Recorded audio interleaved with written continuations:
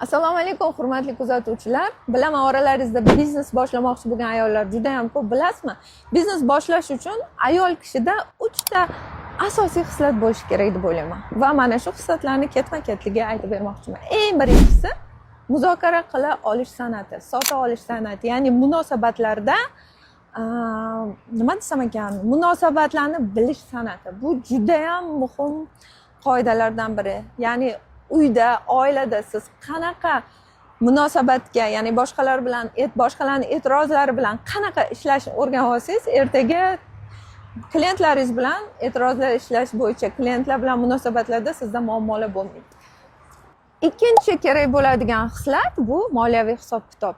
Qizlar, moliyani bilmasangiz, biznesingizni bankrot holatiga olib qo'yganingizni o'zingiz ham sezmaysiz. O'shaning uchun hech bo'lmasa boshlang'ich ravishda moliyaviy hisob-kitobni bilishingiz shart. Va uchinchi eng asosiy xislat bu bilim, hunar. Qizlar, o'sha qilayotgan sohangizni asl mutaxassisi bo'lishiga harakat qilmasangiz, bozor sizni sindirib, yeb qo'yishi hech gap emas.